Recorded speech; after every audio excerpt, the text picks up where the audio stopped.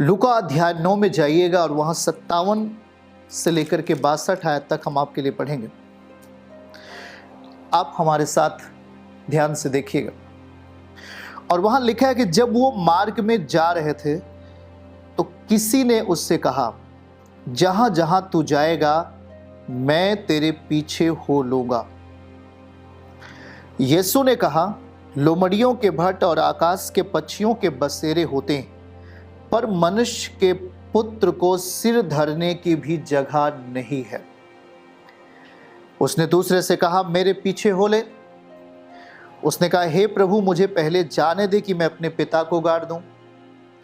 फिर उसने उससे कहा, मरे हुओं को अपने मुर्दे गाड़ने दे, पर तू जाकर परमेश्वर के राज्य की कथा सुना। एक और ने भी कहा, हे प्रभु, मैं तेरे पीछे हो लूंगा, पर पहले मुझे जाने दे कि अपने घर के लोगों से विदा ले आऊं। यीशु ने उससे कहा, जो कोई अपना हल पर रख कर पीछे देखता है वह परमेश्वर के राज्य के योग्य नहीं है। जो अपना हाथ हल पर रख कर के पीछे देखता है वह परमेश्वर के राज्य के योग्य नहीं है। हालेलुया। योग्य है कौन? प्रभु जब आपसे बात कर रहा है, प्रभु जब आपसे मिल रहा है, तो आपने अपने कामों को आगे करके जहां पर आपको कंफर्ट लगता है, जहां पर आपको आराम लगता है, आप वहां जाने का निश्चय तो कर लेते, पर आप प्रभु के पास, प्रभु के कार्यों को लेकर जाने के लिए आपके पास टाइम नहीं। आपने प्रभु के वचन को, जब तक आप समस्याओं में थे, पीड़ाओं में थे, तो एक अनुभव बता रहा हूं कि आपने बहुत ही तेजी के साथ, तेजी गति से परमेश्वर की महिमा के लिए अपने आप को सामने लाए। और शायद वहां पर कोई आपको रोकता तो आप रुकते नहीं हैं, और आप बहुत तेजी गति से प्रभु की महिमा के लिए अपने आप को सामने रखते हैं। आप अपने आप को बाहर नहीं ले जाते जब तक कि आपको छुटकारा नहीं मिल जाता है। और जब छुटकारे मिल जाते हैं तो शायद आप अपनी उस महिमा के जो प्रकार है, उसकी जो स्तुति करने का आकार है, आप उसको बदल देते हैं। भाई और बहन, मैं आपको एक बात कहना चाहता हूं। लिखा हुआ यहां पर कि लोमड़ियों के भट्ट आकाश के पक्षियों के बसेरे होते हैं, निश्चित है, पर लिखा है कि मनुष्य के पुत्र को, यीशु मसीह को सिर धरने की भी जगह नहीं। आपने उसके लिए ऐसा कोई स्थान ही तैयार नहीं किया कि जहां पर मसीह आपके बीच में रह सके और आपके लिए काम कर सके। आपने उसे कहीं मौका ही नहीं दिया कि वो आपके लिए काम कर सके। जब आप काम पर जाने लगते हैं तो आप बगैर सोचे समझे चल देते हैं, शायद आपने धन्यवाद नहीं किया। आप जब अपना घर बनाने लगते हैं तो आपने परमेश्वर से प्रार्थना नहीं की। शायद आप कुछ और करने जा रहे हैं, आपने प्रभु को स्मरण नहीं किया। नीति वचन अध्याय 3 वचन 6 आप इस बात के लिए कहता है कि उसी को स्मरण कर सारे काम करना और वह तेरे लिए सीधा मार्ग निकालेगा। मतलब प्रभु को हमें याद करने की जरूरत है, परमेश्वर को उसके वचन के साथ अपने जीवन में रखने की जरूरत है कि जब मौका आता है तो प्रभु हमारे लिए काम करे। जब मौका आता है तो प्रभु हमारे लिए खड़ा हो जाए। हमने किस दशा में उसे अपनी जिंदगी में महत्व दिया? हमने क्या प्रभु को अपने अंदर मूल्यवान बनाया कि नहीं बनाया? हमने प्रभु को अपने अंदर शक्तिशाली दशा दी कि नहीं दी? हमने हल्के में उसे स्वीकार किया और हल्के में अपने कामों को निपटा करके और हल्की जिंदगी जी रहे। एक हल्की जिंदगी नहीं, जहां पर आप शैतान से लड़ नहीं सकते, जहां पर आप बीमारी से लड़ नहीं सकते, जहां पर आप दुख से लड़ नहीं सकते। आप वहां पर गिरते हैं, आपका विश्वास का परसेंटेज कम होता है और आप एक शैतान के हाथ में जाने वाले व्यक्ति बन जाते हैं। आज प्रभु कहता है कि मनुष्य के पुत्र को सिर धरने की भी जगह नहीं है। अपने आप को देखो, अपने दिल के अंदर झांक कर देखो भाई बहन, कि जब से हम समूह में नहीं मिल पा रहे हैं, आपने किस परसेंटेज पर प्रभु को रखा है? क्या आपने कह दिया, ओ जी चर्च तो अभी ऐसा हो गया है, शायद अब कुछ नहीं है, प्रभु के अंदर सामर्थ्य नहीं है क्या? प्रभु चर्च को शुरू नहीं कर रहे हैं क्या? उसमें ताकत नहीं है क्या? कहने वाला कौन है? शैतान है। ओ जी तेरे प्रभु के अंदर ताकत नहीं है, अभी प्रभु ऐसा कुछ कर नहीं पा रहे हैं, सब कुछ ऐसा हो रहा है। शैतान हमेशा नकारात्मक बातों का पॉइंट करता है और वो नकारात्मक बातें आपके हृदय में डाल करके आपके जीवन के गति को रोकता है, विश्वास के गति को रोकता है, पवित्रताई को आपकी जिंदगी में खत्म करता है और आपके अंदर नाउम्मीदी को जन्म देता है, नाउम्मीदी को जन्म देता है। आपने अपने आप को कहां रखा है? क्या मनुष्य का पुत्र सिर धरने के लिए चाह रहा है? वो आपकी जिंदगी में एक जगह चाहता है, एक मूल्यवान जगह चाहता है, एक मूल्यवान जगह आपके हृदय में, आपके शुद्ध विवेक में। क्या जब आप कहीं जाने लगते हैं कि क्या आप उसे स्मरण करते हैं? क्या उसे हर पल आप धन्यवाद देते हैं? जैसे दाऊद कहता है भजन 34 वचन 1 में, मैं उसे हर समय धन्यवाद करता हूं। क्या उसे आज भी आप धन्यवाद कर रहे हैं? आपने अपने अंदर जलते हुए आग को, फायर को बुझाया तो नहीं है? उसे शैतान के हाथ में बेचा तो नहीं है?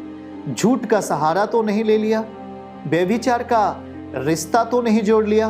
पवित्रताई को बेच तो नहीं दिया? विश्वास को कहीं आपने खत्म तो नहीं कर दिया? प्रिय भाई बहन, परमेश्वर एक आयत आपको पढ़ाना चाह रहे हैं।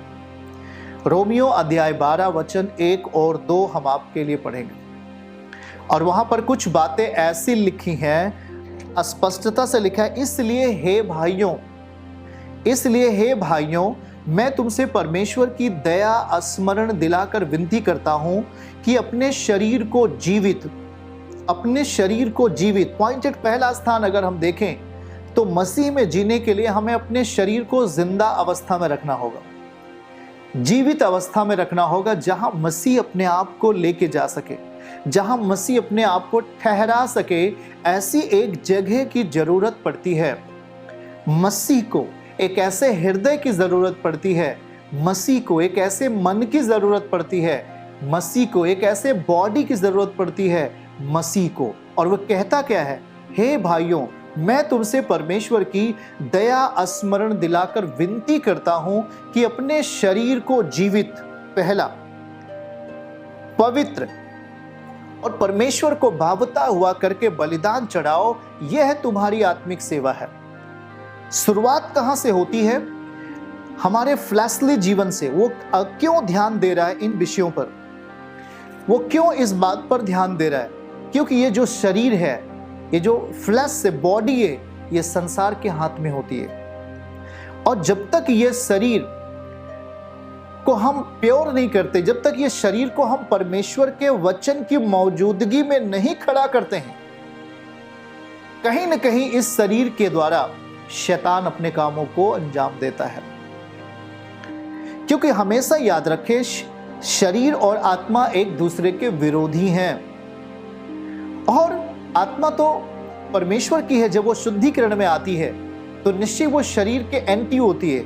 अब यहां पर कहना कि यदि हमें प्रभु के राज्य में शक्तिशाली दशा लेना है, परमेश्वर के राज्य में खुदावन के स्पर्श को लेना है, उसकी मौजूदगी में अंत तक हमें जीना है, तो हमें इस शरीर को बेचना नहीं है, हमें इस शरीर को झूठ के लिए नहीं देना है, हमें इस शरीर को बुरे काम के लिए नहीं देना है, हमें इस शरीर को व्यभिचार के लिए नहीं देना है करके वहां पर लिखा है अपने शरीर को जीवित।